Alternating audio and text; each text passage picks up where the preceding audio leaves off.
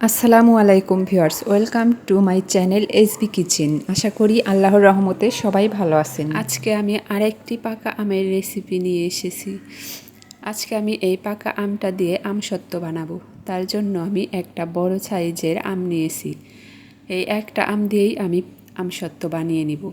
এই আমটা ব্লেন্ড করে নিতে হবে। তার জন্য আমি প্রথমে আম ছুরি দিয়ে কেটে এবার চামচ দিয়ে আমটা ছাড়িয়ে নিচ্ছি। এভাবে কাটলে আমগুলো ছোট ছোট কিউব হয়, তাতে ব্লেন্ড করার সুবিধা হয়। আমি পুরো আমটাই ছাড়িয়ে নিয়েছি, এবার এটাকে ব্লেন্ড করে নিব। আমার আম ব্লেন্ড করা হয়ে গেছে। এবার আমি আমটা একটা ছাঁকনির সাহায্যে ছেঁকে নিব।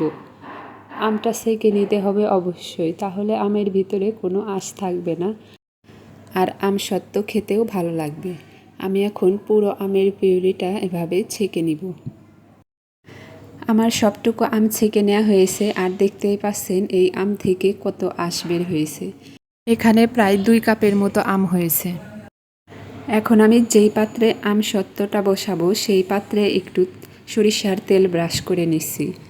আগে থেকে ব্রাশ করে নিলে ভালো হয়, কারণ আমটা জাল দেওয়ার পর গরম অবস্থাতেই প্লেটে ঢালতে হবে, তাই এই কাজটা আগে থেকে করলে বেশি ভালো হবে। এখন চুলায় একটি প্যান বসিয়ে দিলাম, আর তার ভিতরে দিয়ে দিলাম 2 টেবিল চামচের মতো সরিষার তেল, আর দিয়েছি 1 টেবিল চামচের মতো পাঁচফোড়ন। পাঁচফোড়নটা আমি হালকা একটু গুঁড়া করে নিয়েছি। পাঁচফোড়ন হালকা ভেজে নেওয়ার পর এর ভিতরে দিয়ে দিব সেই ব্লেন্ড করে রাখা আম। এই পর্যায়ে এর ভিতরে দিয়ে দিব 2 চামচ চিনি। আপনারা কেমন মিষ্টি পছন্দ করবেন সেই অনুযায়ী চিনিটা দিবেন।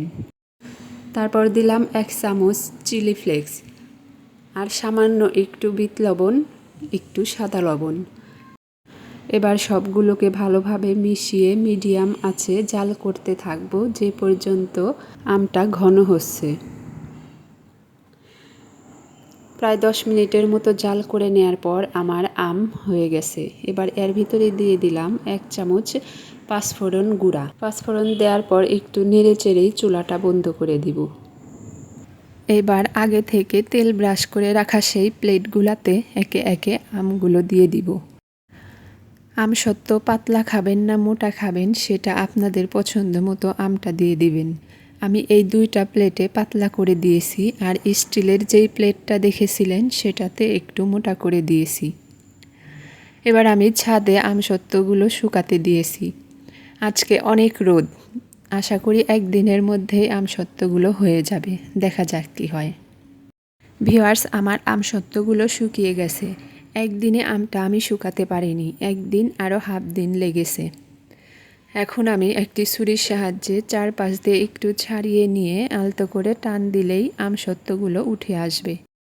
ভিউয়ার্স, আজকের এই আমসত্ত্ব রেসিপি ভালো লাগলে অবশ্যই ভিডিওতে লাইক এবং কমেন্ট করবেন, আর ভিডিওটি শেয়ার করে আপনাদের ফ্রেন্ডসদের দেখার সুযোগ করে দিবেন।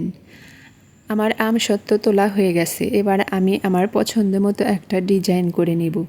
তার জন্য প্রথমে আমসত্ত্বটা আমি রোল করে নিলাম। এবার ছুরি দিয়ে ছোট ছোট করে কেটে নিচ্ছি।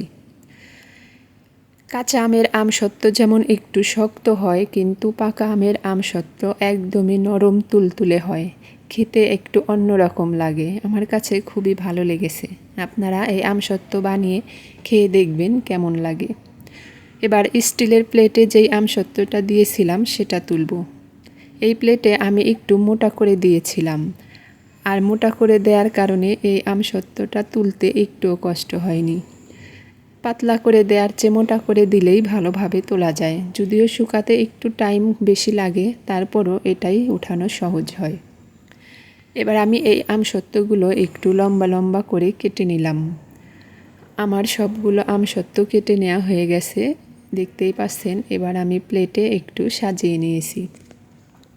ভিউয়ার্স, আজকের ভিডিও এই পর্যন্তই। আশা করি আজকের আমসত্ত্ব ভিডিওটি আপনাদের ভালো লেগেছে। আপনাদের কাছে একটাই অনুরোধ, প্লিজ আমার চ্যানেলটি সাবস্ক্রাইব করবেন। ভালো থাকবেন সবাই, আমার জন্য দোয়া রাখবেন। আসসালামু আলাইকুম, আল্লাহ হাফেজ।